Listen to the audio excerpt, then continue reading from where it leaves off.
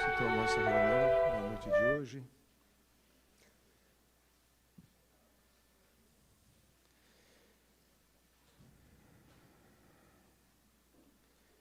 Senhor e Mestre Jesus, como de outras feitas, vos procuramos nesse instante. Os nossos olhos não podem te ver, mas a nossa alma pode te sentir. Mesmo que os sinais sejam fracos, a expectativa é grande. Neste momento, todos nós oramos. É uma busca, Senhor, incessante, para recuperar o tempo perdido e caminharmos mais céleres na vossa direção.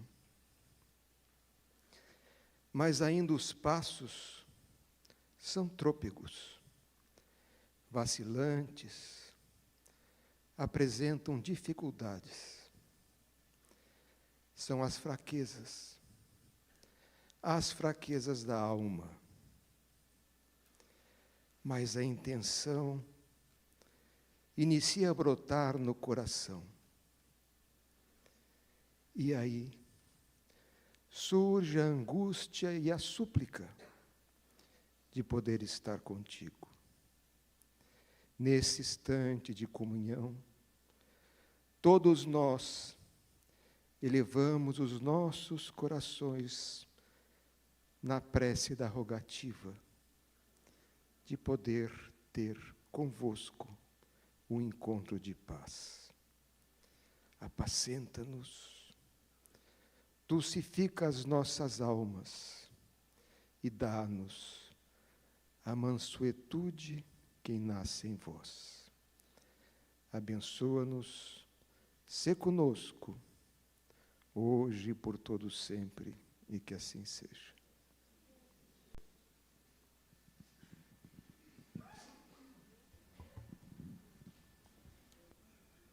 Senhoras, senhores, queridas irmãs, queridos irmãos espíritas, caras amigas, caros amigos que nos acompanham pela Web TV Mansão do Caminho, nossos votos de muita paz.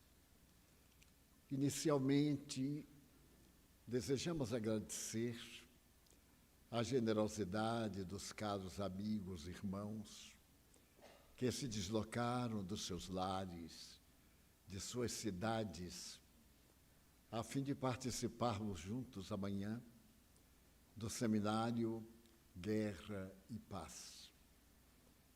Bem avaliamos as dificuldades que um movimento de tal natureza nos impõe, especialmente numa hora difícil como esta que atravessamos. Porém, a fraternidade dispõe de braços tão longos que podem abarcar o universo. E é graças a essa fraternidade que deflui do pensamento de Jesus Cristo que aqui estamos em nossa casa, recomeçando as nossas atividades presenciais e continuando através da internet, a fim de que o Espiritismo, essa magnífica ciência, logre preencher o vazio existencial de cada um de nós, ao mesmo tempo ensinar-nos a equacionar os desafios, as dificuldades, através das leis morais que vigem em todas as religiões. Sejam, pois, bem-vindos, brasileiros, internacionais, amigos que estão conosco. Estão na Bahia, a Bahia os recebe com muito carinho. E nós todos prometemos não dar nenhuma baianada.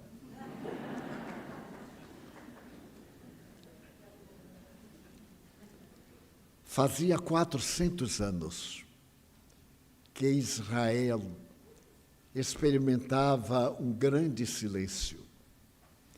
A história de Israel é provavelmente uma das mais antigas do calendário terrestre.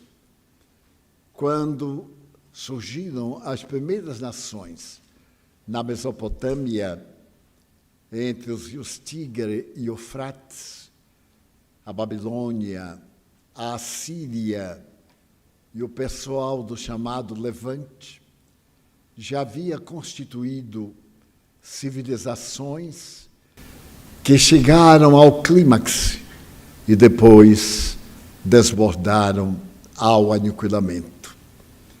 Parece existir na realidade humana uma ânsia voluptuosa de crescer, de atingir os níveis mais elevados a que se pode aspirar, nessa ambição de tudo ter e de pouco conter.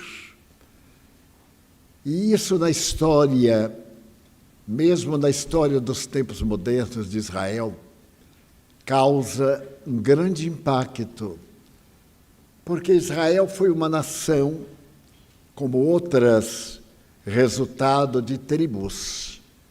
A princípio, 10 tribos. Logo depois, mais 2 se uniram para poder formar uma nacionalidade. Cada tribo trazia a sua cultura ancestral, seus hábitos, seu idioma, suas crenças. Mas nesse amálgama surge a figura grandiosa de um homem que avisa ser o predestinado por Deus para criar uma nação que deveria sobreviver a todas as conjunturas universais. O universo, naquele período, era apenas a Terra. E a Terra, do ponto de vista geográfico, tinha a forma de um disco, cuja capital era Jerusalém, ou o epicentro. Logo de imediato aparece nas cordilheiras gregas o santuário de Delfos, aproximadamente 7 séculos antes de Cristo. E vozes estranhas começam a anunciar uma realidade peculiar, que a vida é tudo aquilo que se move, como teve a ocasião de explicar Aristóteles. Portanto, ter vida é possuir movimento. E é nessa tese aristotélica que se vão fundamentar as demais teses a respeito da vida, do destino, da dor, de quem somos, de onde viemos e para onde vamos. Aristóteles, no entanto, era herdeiro de Platão, foi seu discípulo. Enquanto Platão ensinava no seu imenso ginásio, Aristóteles procurava áreas mais profundas para superar o mestre Sócrates, que fora o grande preferido do próprio Platão. Para poder entender a necessidade do pensamento sociológico dessa época, em que nós destacamos 3 pontos centrais. O ponto central da Babilônia, o ponto central de Israel e o ponto central de Atenas, porque era apenas o primeiro grupo étnico do que seria mais tarde a Grécia. Desejamos lembrar que aqueles que se destacavam na multidão passavam a ser considerados como iluminados de uma força estranha e poderosa, que era o poder superior da vida. De acordo com o nível cultural de cada uma dessas nações, deram-se nomes próprios que pudessem traduzir a grandeza desse ser formidando, que abarcava o universo e fazia-se entender o milagre da vida. Apesar de tudo, foi Sócrates quem, através de uma filosofia baseada na dúvida, na interrogação, para obrigar o indivíduo a viajar para dentro, daí o nascimento da palavra educere, educar, arrancar de dentro, porque o conhecimento estava dentro do ser.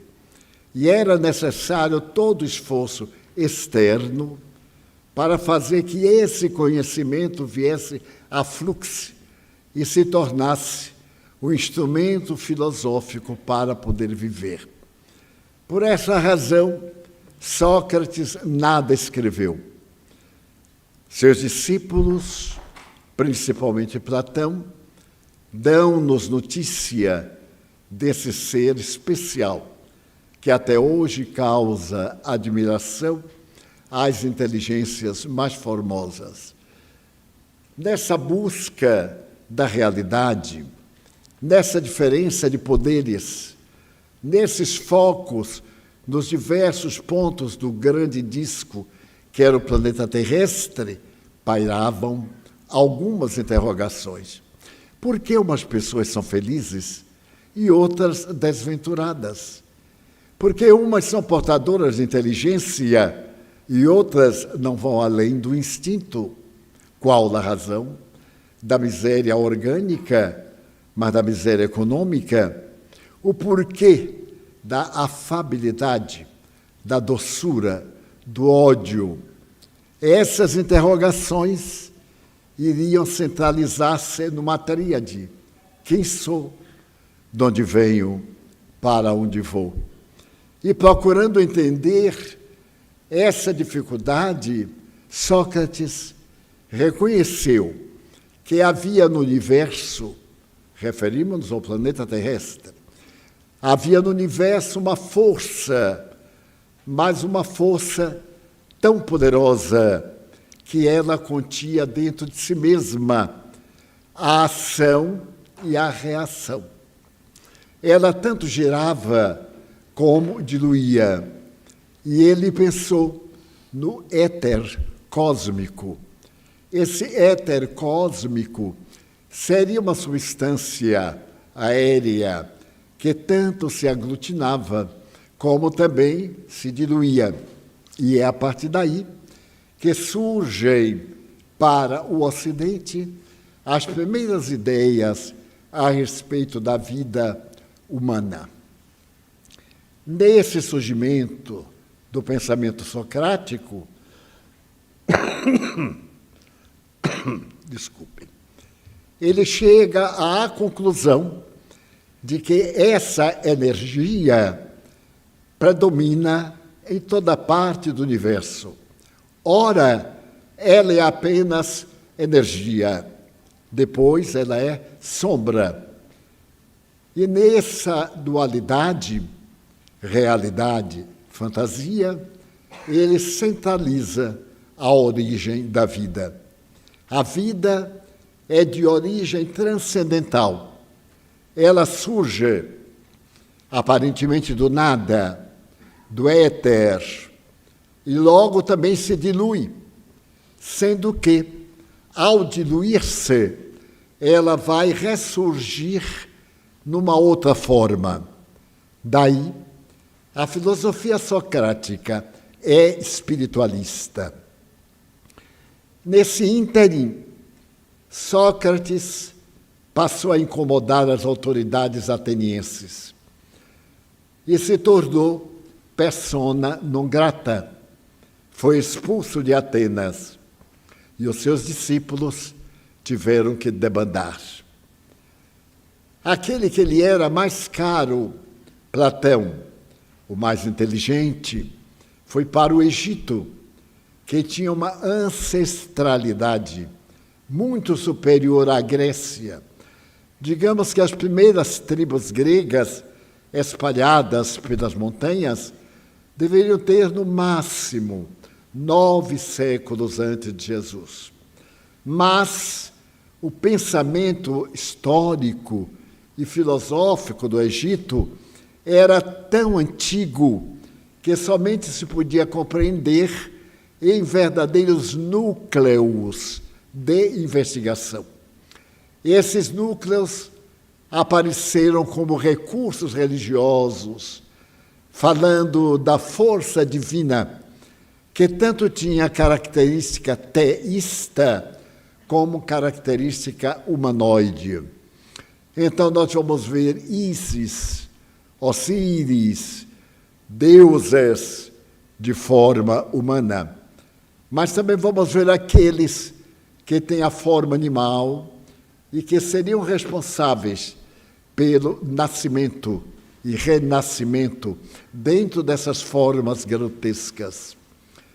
Nos santuários egípcios aplicava-se uma teoria: o mundo real é o transcendente. O mundo aparente é a sombra. Quando a sombra se dilui, tudo volta à realidade. E como nós nos originamos desse mundo de luz, a ele nós voltaremos, a depender daquilo que realizarmos na nossa trajetória. Se realizarmos questões edificantes que estão exaradas no código, então o indivíduo renasce na forma humana. Mas se nós, de qualquer forma, atingimos parâmetros que violentam as leis éticas de Ísis, de Osíris, de Fat, de Sept e outros, nós renascemos na forma animal, que era uma forma punitiva. Então, temos 2 vertentes. Platão passa uma temporada ali e frequenta os santuários. Quando Sócrates volta a Atenas, ele retorna e vai introduzir no pensamento socrático a reencarnação. Então, Sócrates preconiza que o sentido da vida é autoconhecer-se. Gnote se auton, autoconhecer-se. Mas essa frase não pertence a Sócrates. Quando ele foi pela primeira vez ao santuário de Delfos, para Pitonisa, a intermediária entre a terra e o céu, falar do seu destino, no pórtico de entrada do grande templo, que fica numa montanha, lá estão seus escombros, havia escrito em grego antigo esse gnote se auton, que era o conhece-te a ti mesmo. A proposição era: torne-se cada vez melhor. Torne-se uma estrela, combura-se na estrela, isto é, a estrela vive porque transforma energia em massa, ou massa em energia. E essa massa, enquanto existir, como resultado da energia, a estrela brilha. Por exemplo, o nosso Sol, que é uma estrela de quinta grandeza, gasta por segundo 240 milhões de toneladas de massa. A sua estrutura física, em cada segundo, cede lugar à luz, ao calor, ao magnetismo, à eletricidade, à força quântica forte, à força quântica fraca. Então, nós temos aí o esquema dos 4 elementos que sustentam o universo. Bem se vê que é apenas o rascunho o que estamos tentando dizer. Nasce aí o pensamento ético da religião, mas a religião como filosofia de vida. O indivíduo deve viver de acordo com o pensamento do autoconhecimento. Coisa peculiar. Aproximadamente 2.400 anos passados, vem hoje a filosofia, a psicologia e a medicina dizerem que não há doenças, há doentes. E que na hora em que o indivíduo faça a sua autoanálise, quando ele faça a sua autoiluminação, ele encontra a plenitude, aquele estado de luminosidade a que se refere Carl Gustav Jung, na sua chamada psicologia analítica. Mas, ao mesmo tempo, curiosamente, nos santuários da Síria e da Babilônia, as ideias têm o mesmo caráter, ao lado das construções extraordinárias. E é o grande período das colunas, das edificações soberbas, e nascem esses dois povos antagônicos entre si. Para eles, a religião não era importante. A massa tinha necessidade de sobrepor-se a outra massa. Então, é o período inicial das grandes guerras. Israel, desde que surge em cada uma daquelas tribos, apresenta alguém que diz falar com o Altíssimo, com Yahvé, o Jeová. A sua vida religiosa, as suas leis são todas derivadas do pensamento religioso. O sentido da vida para o israelita é o de observância para a imortalidade. Então eu vivo hoje porque vou viver eternamente, e então a minha eternidade deve ser muito feliz. Então eu vivo em função exclusiva da minha vida espiritual. E nesse amálgama, 300 anos, Israel não recebe profeta. Nós vimos no estudo bíblico a parte profética, que é também a parte histórica. E logo depois, a vinda de um Messias renovador. Nesse período, um grande império surge de um Pantanal. Nos pântanos do Lácio, no sul da Europa, bandidos reúnem-se para se verem livres das perseguições dos povos organizados. E ali no Lácio, um pedaço de terra pantanosa muito extensa, que hoje iria do Castelo de Santo Ângelo, junto à Igreja do Vaticano, pelo rio Tíber, a uma distância muito larga. Esse povo se torna famoso por ser um povo de má vida, isto é, prazeres, luxúria, rapto, degradação. Mas chega um estado de ter que manter uma grande definição, porque a predominância era de homens, a 95%. Mas havia uma terra próxima a Sabínia, onde havia uma boa população. E os bandidos resolveram raptar as sabinas e trazê-las para o Lácio. Ao fazê-lo, se inicia a história de Roma. Uma tradição remota e fantasiosa diz que uma loba sustentou a dois jovens, Rômulo e Remo. Então é a história mitológica, mas a história histórica é a do rapto das Sabinas. Seus maridos, seus familiares, vêm atacar o povo do Lácio. Mas como eles eram bandidos hábeis nas armas, vencem a primeira batalha. E surge agora o império no qual o sol nunca se deita.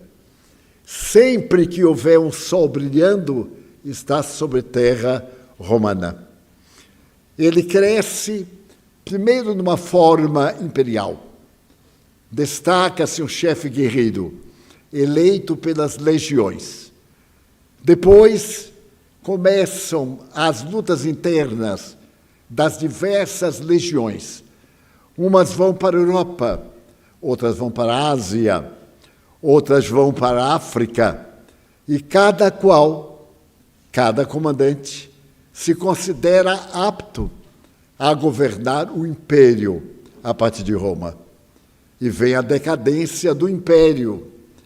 Nessa decadência, já havia um Senado, tão atrapalhadozinho como o Senado nosso, segundo a imprensa.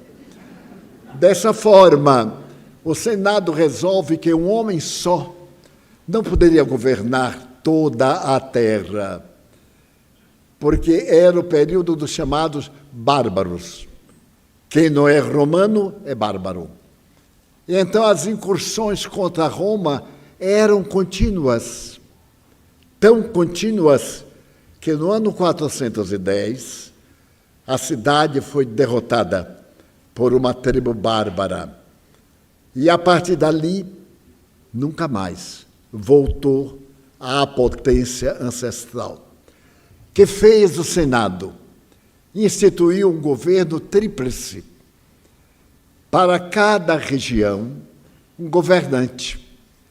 E isso se torna muito mais fácil para poder vencer as dificuldades. Esse tribunal glorioso elege no primeiro triunviros, 3 governando o mundo, elege aquele que é mais poderoso, Caio Júlio César. Da família mais próspera, a família mais tradicional. Caio Júlio César era um grande intelectual, mas era também um notável guerreiro. Ele deixou para a humanidade páginas em latim que são diretrizes de segurança. As 4 idades é um poema em latim, escrito por César no intervalo de batalha. A travessia do rio Rubicon ficou tão célebre que até hoje nós repetimos: vim, vi e venci. Ele disse-o em latim antigo. Mas ele era um homem também libertino. Todas suas biografias falam de um gozador, a tal ponto que ele se atribuiu o poder de uma divindade e passou a negar a sua própria história. Ele era descendente dos deuses e daí por diante era chamado de o divino César. Mas como a palavra ficava muito reduzida somente ao meio religioso, ele elaborou um outro conceito, Augusto, o Augusto César. E graças a este poder, ele se permitiu historicamente muitas facilidades e muitas corrupções. Numa das suas vindas ao Senado, trazendo o maior espólio, que era a faraona do Egito, Cleópatra, que governava o Egito com seu irmão, com quem era casada por tradição, ele foi traído pelo Senado.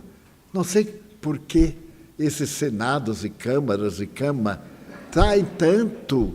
Na história, a traição começa lá e termina em nós outros, a ralé. Ele, então, foi considerado o traidor de Roma, porque era casado com Calpurnia, e Cleópatra veio com ele para mostrar o poder glorioso do Egito. As gemas preciosas, as estátuas de ébano, as estátuas gloriosas e desfilar desde a porta única até o centro da cidade, onde estava o próprio Senado. Mas, curiosamente, ele se achava tão Deus que naquele dia a mulher Calpurnia, disse-lhe: César, não vás hoje ao Senado, porque eu sonhei, fenômeno mediúnico, que tu ias ser assassinado. Ele jogou o manto sobre o ombro e disse: mas César é imortal. Ele não vai ser assassinado. Ele é totalmente imortal. E foi. Quando subia os degraus da escadaria do Senado, de mármore de Carrara, veio por detrás das colunas um jovem que era senador e que passava como seu filho. Brutus era tido como filho fora do lar. E Brutus abraça-o. Naquele abraço, apunhala-o pelas costas. E em outras colunas ao lado estavam escondidos os senadores que agora avançaram e lhe deram mais de 30 punhaladas. Ele morre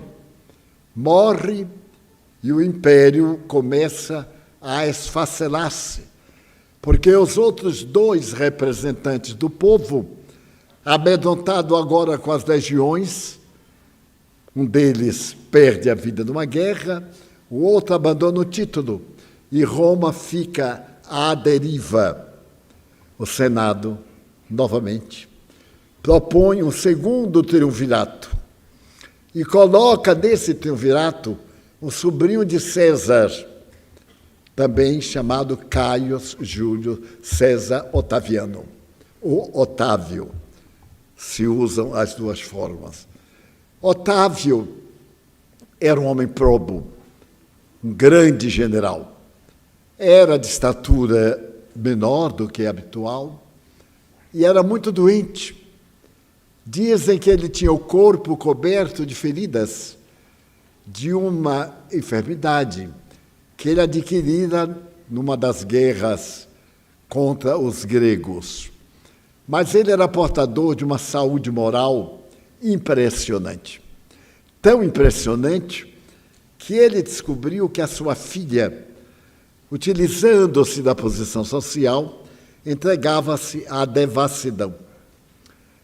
Ele julgou-a num tribunal e expulsou-a de Roma. Ela foi para o exílio numa ilha na Pandatária e ali ficou esquecida.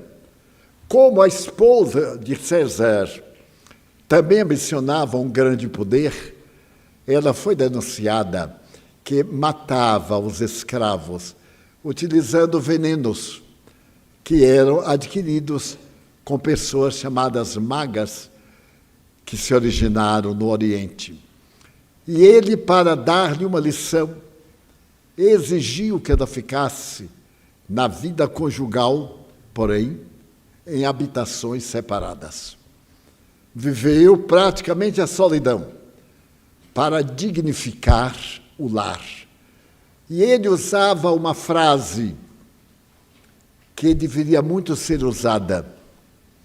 A função do governo é fazer-se respeitar pelo povo. Porque a função do governo, bem, isso foi antigamente, a função do governo é dar exemplo de dignidade à massa. E o período mais florescente de Roma, em consequência, foi o período de Augusto, de Otaviano. Otaviano cresceu tanto que achou que merecia o título do seu tio. Também começou a dizer que ele era Augusto. Mas nesse período há um fenômeno histórico muito interessante. Porque a humanidade só vivia em guerra, como agora. Agora, segundo a Unesco, existem 19 pontos de guerra na Terra. Naquele tempo, em 642 anos, Roma sempre esteve em guerra, menos 2 vezes. Como se sabe, o templo da deusa Vitória vivia sempre fechado. Quando estava aberto, é porque Roma estava em guerra. E só foi aberto 2 vezes. No período de Augusto, ele encerrou as suas portas. E Augusto o que fez? Ao invés de estimular gladiadores e legiões, estimulou as artes, a poesia, a caça, as edificações. O grande fórum de Roma, que nós vemos hoje em todo o seu esplendor, foi construído naquela época, há mais de 2000 anos. E, ao mesmo tempo, ele se apaixonou pelas letras, porque nesse período, ninguém sabe por quê, nasceram poetas ao invés de nascerem combatentes. Então, Salústio, o grande poeta, Otávio, eméritos poetas engalanaram Roma de tal forma que, aos domingos, havia um grande encontro na região do Foro, que ainda está lá para nós vermos, e numa tribuna de ouro, Augusto ouvia as declamações dos poetas. E, entre outras declamações, Virgílio, o grande poeta latino, dizia estes versos: Ó Roma, contempla o sol. Ó sol dourado que diariamente nasces e morres contemplando Roma, que no teu giro por toda a terra não vejas nada tão glorioso como Roma. Ele se comovia às lágrimas com esse poema apresentado pelo extraordinário poeta latino, considerado o melhor do mundo. E algo de paz tomou conta da terra. Todas as províncias, todo o planeta, mesmo os bárbaros, parece que uniram-se num grande tratado de paz. E pergunta Humberto de Campos, o nosso imortal, que aconteceu? Aconteceu o quê? Naquele período, a humanidade estava tecendo a túnica nupcial para o noivado com Jesus Cristo. Humberto continua poeta no além-túmulo. É o período que precede ao nascimento de Jesus. É decretado o recenseamento por Augusto. Ele deseja saber as posses. E numa noite de abril, entre 5 ou 6 de abril, com um vento brando, numa gruta de calcário, a 7 quilômetros de Jerusalém, nasce Jesus.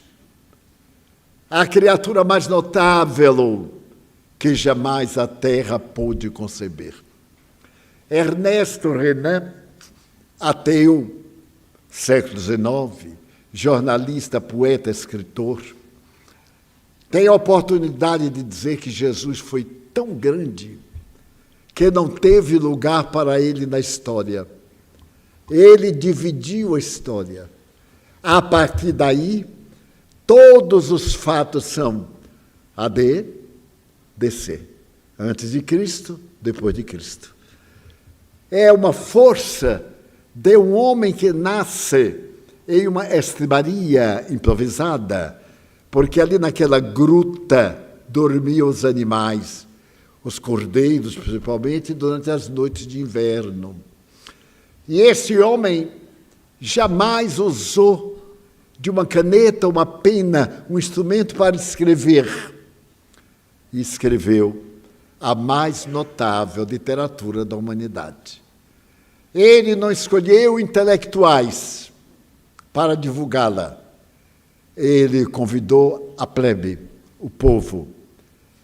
E a Bíblia é o livro mais vendido no mundo, 10 vezes mais do que o livro mais vendido do mundo.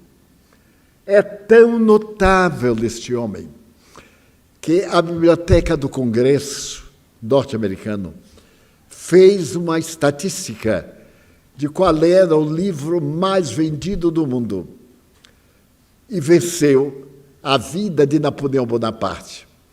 Napoleão Bonaparte tem, ou tinha até aquele momento, 250 mil biografias. Nem todas favoráveis, mas Jesus tinha o dobro, mais de 500 mil também, nem todas favoráveis. Porque tem Jesus comunista, arranjaram esta, que ele foi comunista. O comunismo realmente surgiu na metade do século XIX, por volta de 1848, quando Karl Marx, em Londres, publicou O Capital. Mas também a ideia não é dele. É a ideia de um grande pensador inglês, que era economista, e que propôs uma sociedade na qual, economicamente, as pessoas estariam no mesmo estágio para evitar a miséria. Mas isto é um sonho impossível, porque numa sociedade em que dois indivíduos gastem ou ganhem o mesmo valor, nunca serão iguais, porque um gosta do desperdício, o outro é econômico. Um guarda o dinheiro e passa fome. O outro gasta tudo e passa a dever. Daí Allan Kardec coloca no Livro dos Espíritos que essa igualdade, essa característica das diferenças só podem ser entendidas do ponto de vista moral. Eu posso ser diferente de qualquer um, idem. Não há duas pessoas de caráter igual, por causa das nossas reações sanguíneas, que são o fruto do psiquismo, que dá vitalidade ao pulsar do coração, portanto, à movimentação do sangue e da vida. Nasce Jesus e vai morar numa aldeia de menos de 200 pessoas, no alto da Galileia. Israel era dividida em 4 províncias: Judeia ao norte, mais alto, e descendo Samaria, e descendo Galileia, e descendo Efraim e outras. Essas 4 províncias tentavam representar, cada uma delas, a melhor e mais agradável a Deus. Desde aí começa o ego.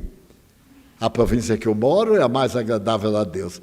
Imagine que, quando Maria de Madalena saiu, ou melhor, quando Cleópatra saiu do Egito, no mês de ardente verão, ela veio para Magdala, porque o clima era ameno.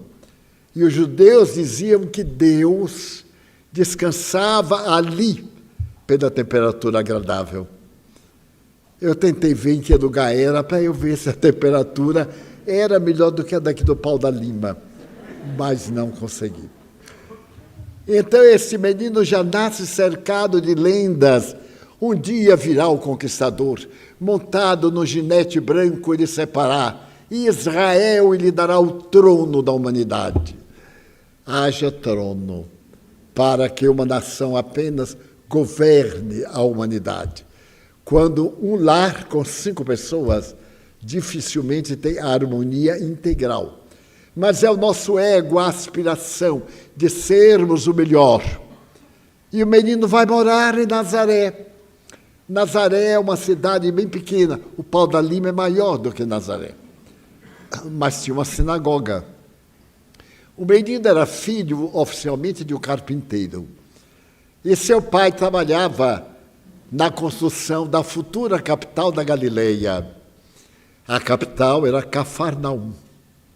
Para outros, Tiberíades. Mas agora, Herodes Antipas, o governador, estava construindo a nova capital, a 7 quilômetros de Nazaré. Então, Jesus ia a pé todo dia com seu pai para trabalhar na carpintaria, marcenaria. A mim, isso é comovente. Quando eu comecei a reflexionar das questões religiosas do Evangelho, eu me dizia assim, mas deve ter sido formidável aquela mulher de beleza rara, 16 anos de idade, uma beleza imácula, primeiro pela miscigenação da raça, depois pela evolução espiritual.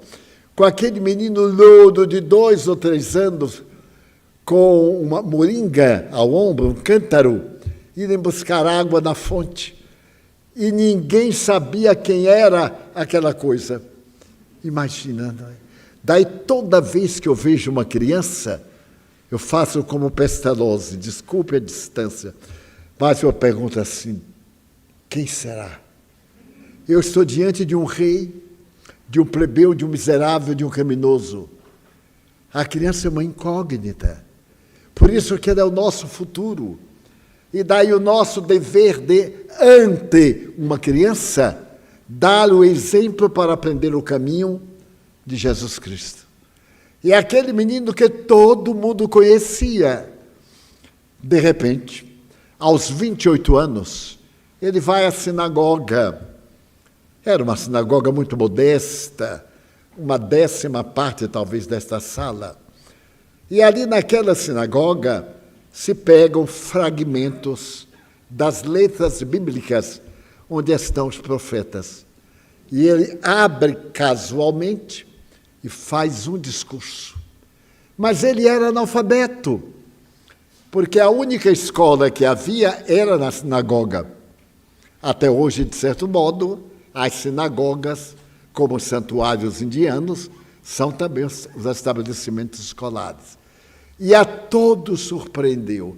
Mas não é ele, o filho de José, de Maria, que tem como irmão Simão e tal? Como tem tanta sabedoria? E na hora em que ele estava fazendo a peroração, alguém levantou-se e gritou, Jesus de Nazaré, eu sei quem tu és. Ele olhou e percebeu que era um espírito mau, antecipando o momento da grande revelação. E ele disse, cala-te, não é chegado o meu momento. O homem senta-se.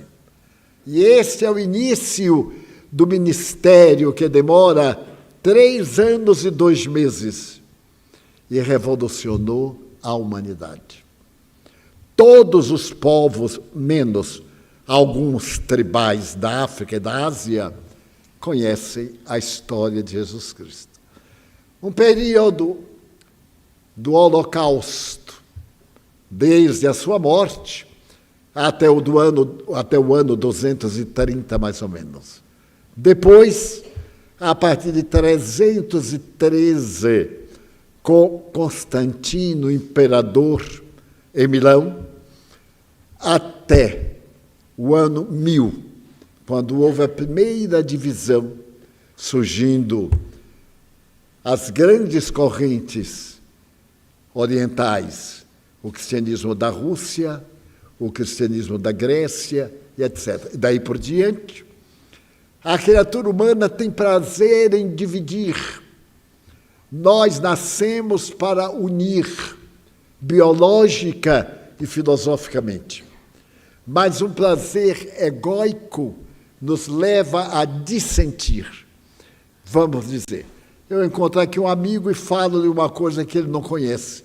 Ele diz assim, será? Primeiro ele contesta. E nós somos grandes contestadores. Eu vejo pessoas que frequentam o Centro Espírita, frequentam a nossa casa há 2 milhões de anos. Recebem espírito há 2 milhões de anos e meio. E quando termina a sessão, fazem, não sei se é animismo. Antes eu perdia tempo explicando, agora eu não perco mais não. Eu olho e digo assim, é melhor pegar um psiquiatra. Porque se não for espírita, é loucura.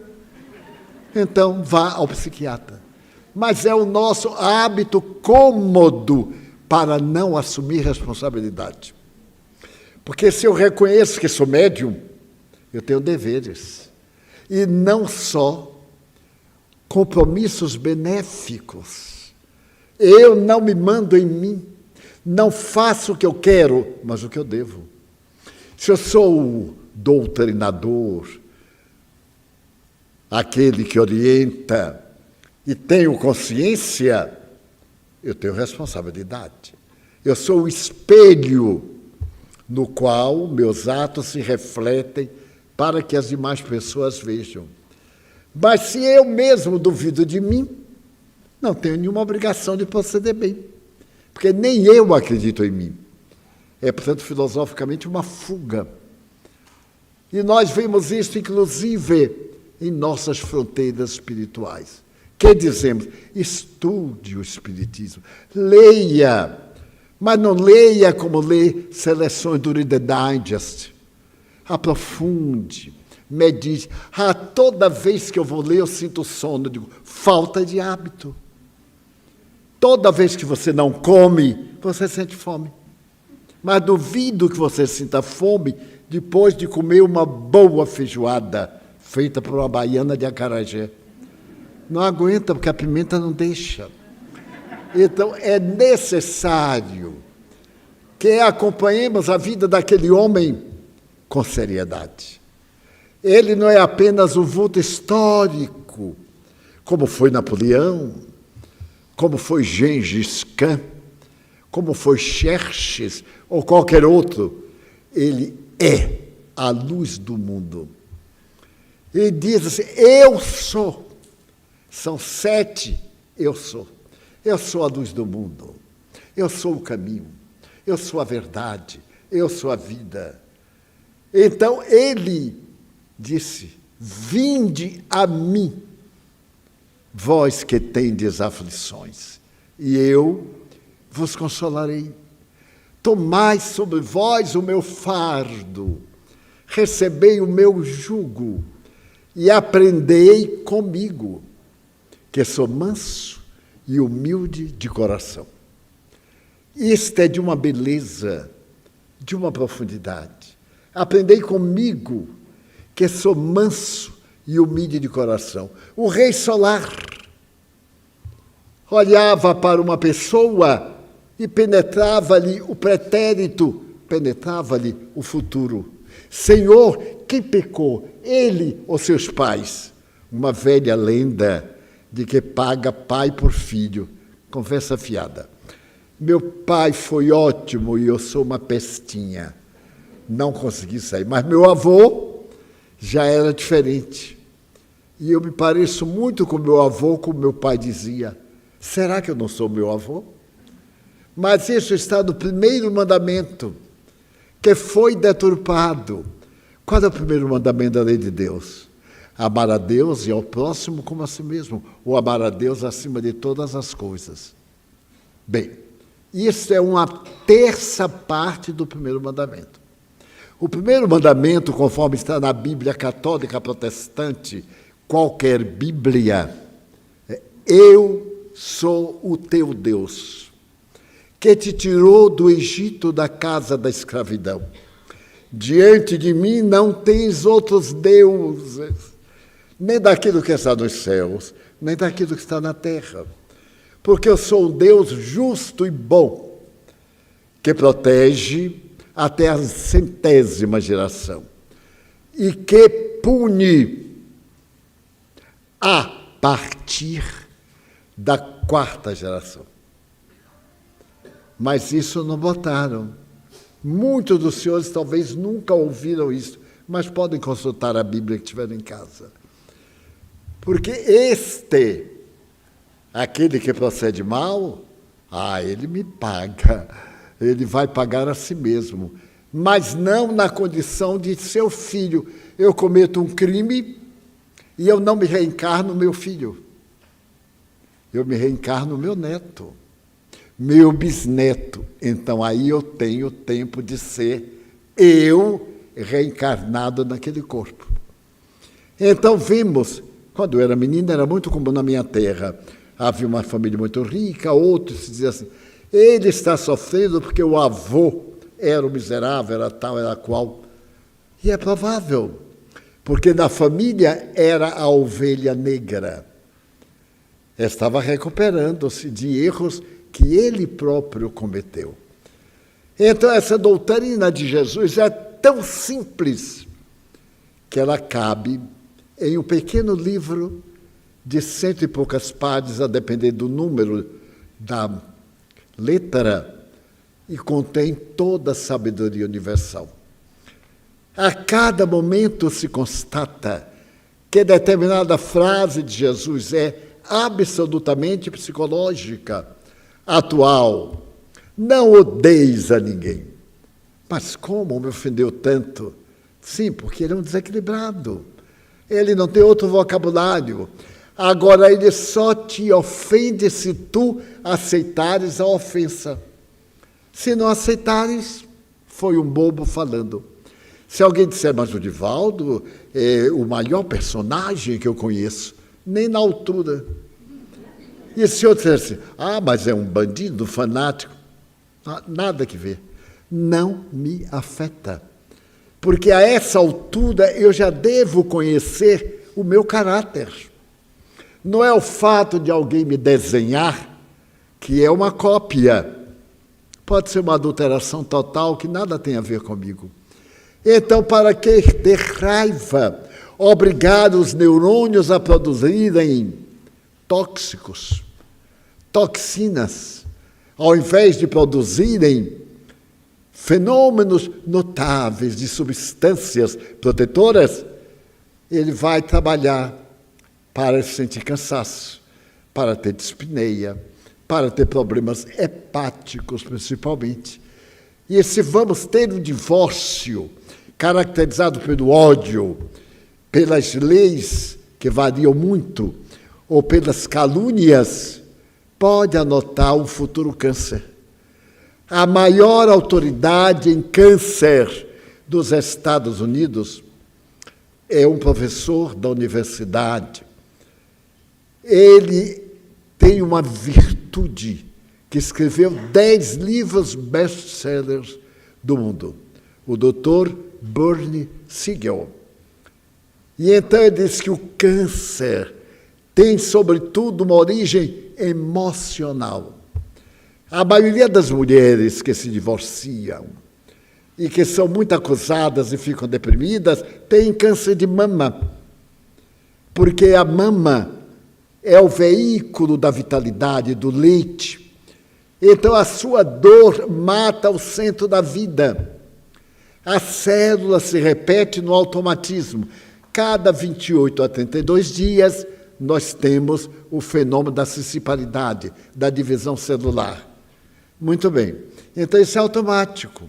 É a memória da célula. Mas a minha mente, bombardeando, que aquele miserável me paga, eu tenho que viver para me vingar, isto e aquilo, eu atiro na minha memória essas vibrações dantescas que se transformam em verdadeiras balas que vão atingir a célula e ela perde a memória. Ao invés de multiplicar em 28 ou 30 dias, multiplica-se em 10, nasce o tumor. Ou vice-versa. Então, perdoar é, além de uma virtude, um estado de sabedoria. Para ilustrar que o tema é um pouquinho pesado, eu reconheço. Uma amiga minha disse, Divaldo, eu estou desolada. Era um domingo pela manhã. Você imagine que todo domingo pela manhã meu marido vai à praia e não me leva. E eu disse, o que é que você faz? Fico em casa. Ué, eu ia com ele. Vocês casaram com direitos? Sim. Ué, se ele vai, aí você diz, meu bem, onde você for, eu vou. Mesmo que você não queira. Mas eu não vou ter coragem de vir, ele lá olhando aquelas mulheres lindas. E você acha aquela gente linda? Faz um retoque aí, coloca um pouco de pó de arroz, dá um jeito, vê qual é o ponto fraco dele. Todos nós temos um pontinho vulnerável. É o célebre calcanhar de Aquiles. E então a gente explora aquele pontinho. Uma grande atriz ganhou 4 Oscars. Quando iam fotografá-la, o meu lado fotogênico é este. Só fotografava o lado esquerdo. Quer dizer que o direito tinha lá umas imperfeições. Agora também, que eu já estou bem velho, quando alguém vê eu, deste lado, Vai ser o máximo. Pois bem, e então ela dizia assim, eu estou doente. Eu digo, mas que loucura. Você é doente e ele se divertindo. E o que é que eu faço? Ou deixa para lá, ou vai com ele não pode lhe impedir. Porque no movimento espírita há de tudo. Quando eu pensei que isso era a coisa mais estranha, me veio uma pergunta de um amigo que frequenta a nossa reunião, e disse assim, Divaldo, posso lhe pedir uma caridade? Eu digo, pode. Era uma reunião de sábado. Ele disse, amanhã eu preciso das suas preces. Pois não, me dê seu nome, seu endereço, a data do nascimento, porque não é dizer, meu Deus, fulano de tal, nem eu sei quem é, essa prece não vai para o endereço certo. Com certeza ela fica por aí procurando lugar. Mas se eu tenho endereço, etc., já facilita. E então ele me deu o endereço. E eu perguntei, é um caso de urgência? Para não ficar rezando à toa, não é porque não merece. Ele me disse, é um caso urgentíssimo. Muito bem. A que horas? Olha, de 9 a meio-dia. Eu digo, nossa. Eu ficar ajoelhado de 9 a meio-dia, eu morro. Mas bem, eu faço uma precezinha rápida, 9 horas e meio-dia, que é a hora final. Agora, você me pode dizer para que é? Posso. É que amanhã eu vou à praia. Ele disse que tem a ver minha prece com sua praia. Para Deus me evitar a tentação. Eu disse, evitar o quê? A tentação. Ele disse, você quer que eu lhe dê uma fórmula de não ter tentação? Quero. Não vá à praia. Muito melhor para todos nós. Né? Mas o conceito que nós temos de Deus, olha, meu Deus, eu vou ali a Itapuã, veja lá, eu sou fraco, mas só escolhe o que é bom. Porque se fosse fraco, escolhesse pessoa desdentada. Até que eu ajudava na prece. Mas, então esse homem notável nos deu o melhor tratado de filosofia de todas as épocas. Não faça outrem o que você não gostaria que outrem lhe fizesse. Se alguém o maltratar, desculpe, porque o problema é dele, não é seu. Eu tinha muitos dengues na infância. Sou o último filho, o número 13, número da sorte. E qualquer coisa ficava espinhadinho. Até um dia que minha mãe se tornou psicóloga e pegou, lá em casa tinha uma terapia que ficava pendurada atrás da porta. Então ela me olhou e disse, vem cá, vá buscar ali a professora. Era chamada professora. E ela me deu uma lição assim de 3 minutos. 1, 2, 3. Eu fiquei radicalmente curado até hoje. Notem como essa terapia... Eu não recomendo essa terapia. Não recomendo quer dizer... Recomendo. Não é. Estamos muito liberais. E então, se a pessoa por acaso não sintoniza comigo... Eu dou o direito, porque eu também não sintonizo com muita gente. Para que a hipocrisia? Eu amo o meu próximo. Não, eu quero bem. Procuro querer bem. Me esforço. Mas tem uns que só com o creio em Deus Padre.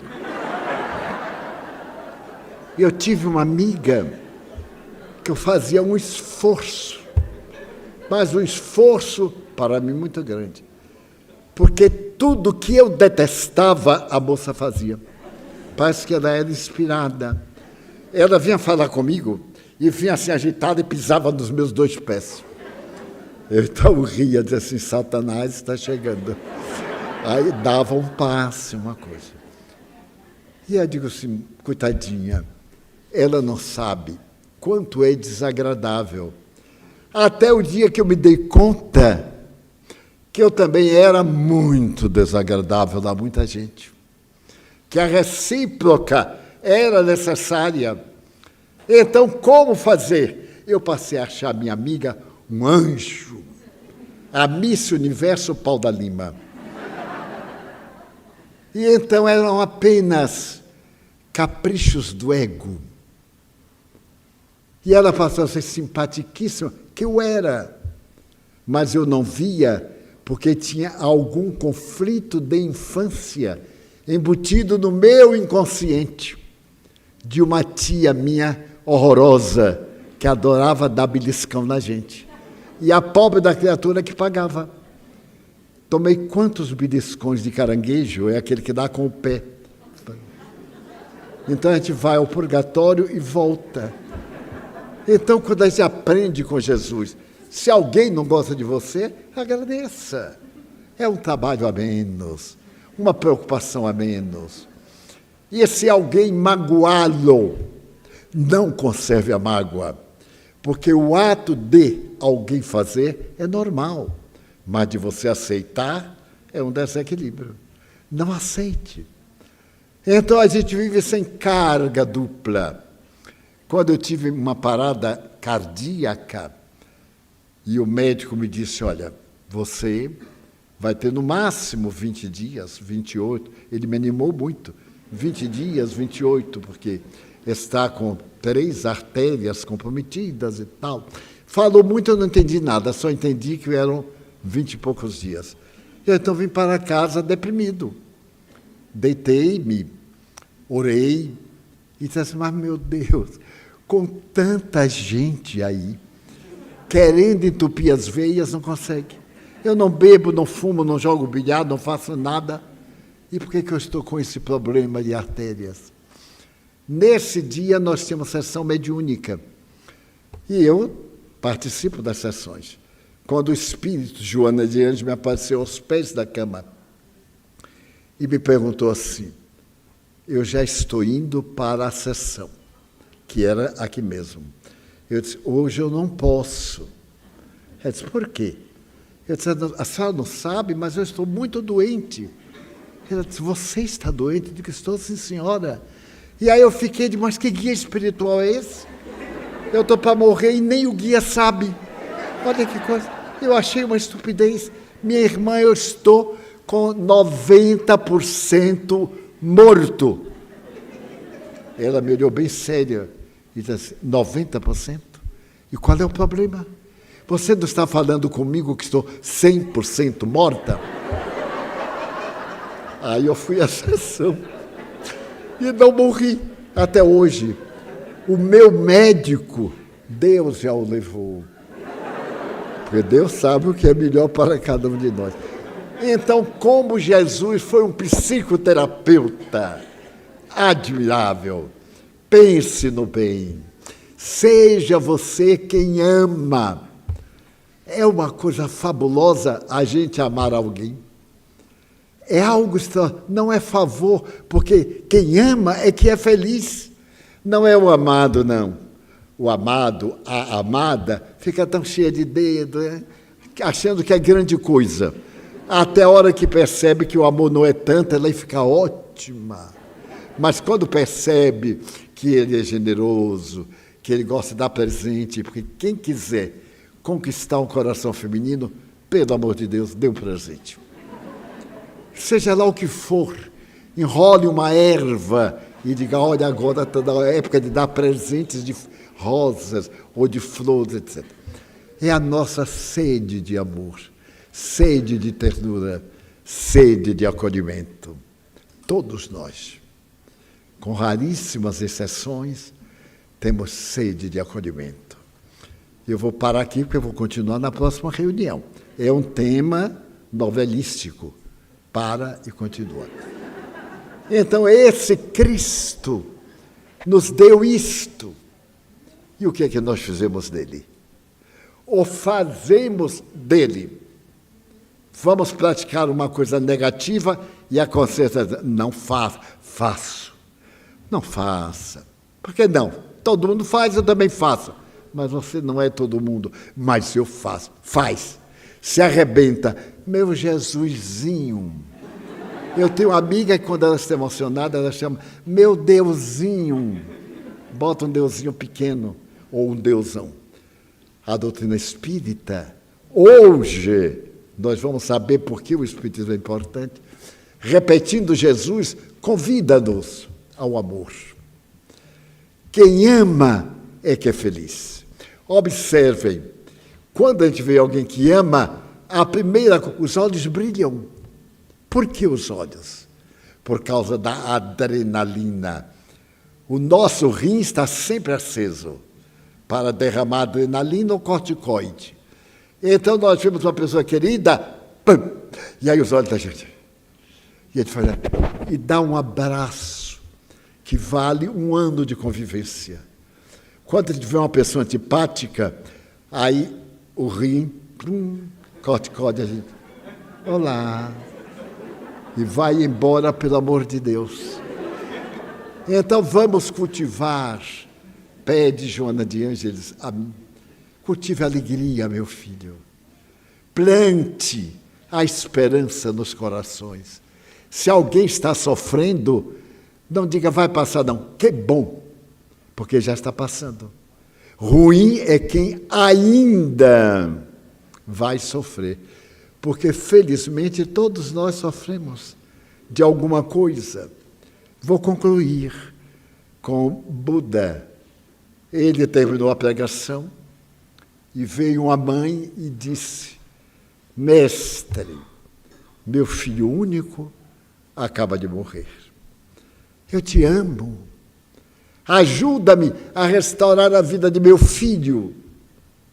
Buda compadeceu-se e perguntou-lhe se conhecia certa erva. Oh, sim, aqui tem muito, então vai. E em qualquer lugar que tu encontres a erva, e colhe as sementes.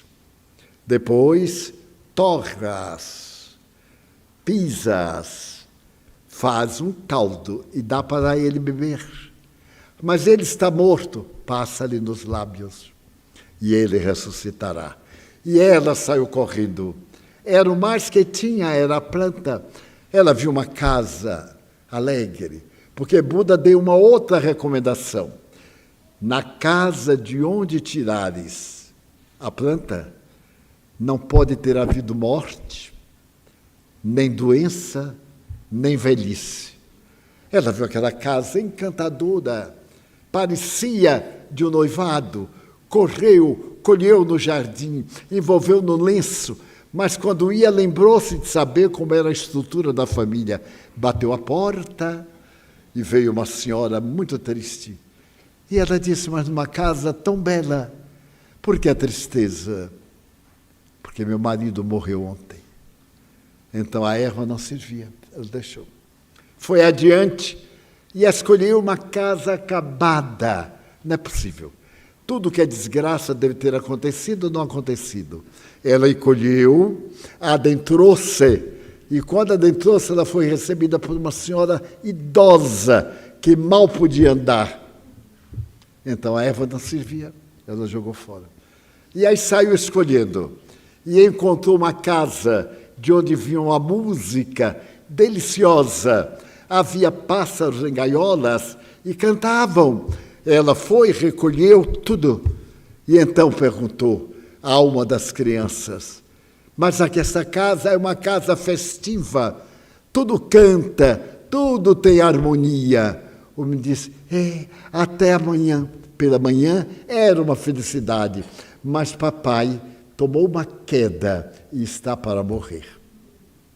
Ela aí compreendeu que esse objetivo, saúde, velhice, acidente, morte, são fenômenos biológicos. Acontecem com todos nós. A nossa forma de encarar é que lhes dá beleza, ou que nos dá beleza, nos dá alegria. Vamos então orar e vibrar em favor da nossa saúde.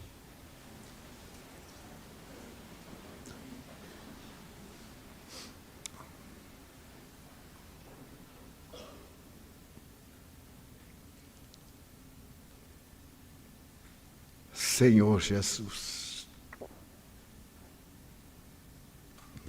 Tu disseste que tudo quanto pedíssemos a Deus, orando, Ele nos daria. Estamos orando, suplicando misericórdia. Apiada-te da humanidade na guerra. Neste encontro fratricida dessas nações, com chefes inconscientes e inconsequentes. Abençoa-nos a nós, que necessitamos de paz. Acalma as nossas ansiedades e faze que brilhe a tua luz de misericórdia no ádito dos nossos corações. Senhor, nós te pedimos pelos suicidas, os irmãos que se enganaram, por aqueles que nos perseguem e até nos odeiam, também pelos nossos familiares, aos quais amamos enternecidamente. Ó Divino Amigo, nós te pedimos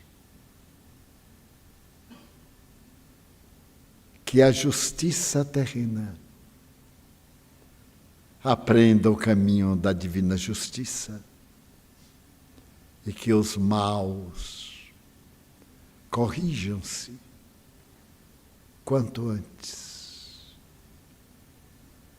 Pelos espíritos obsessores que nos amesquinham, que nos perseguem,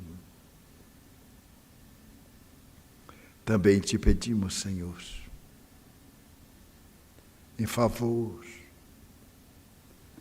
daqueles a quem tanto amamos e não nos amam, ou nos amam também. Abençoa a água que te oferecemos para que repitas o fenômeno em Caná. E, por fim, a paz. Que a paz reine em nossos corações. Permaneça conosco. Nos mantenha em contato contigo, fazendo-nos verdadeiros discípulos teus. Em teu nome, em nome de Deus, exorando a proteção da Mãe Santíssima e dos Espíritos nobres, encerramos a nossa reunião com votos de paz para todos nós. Está encerrada a nossa sessão.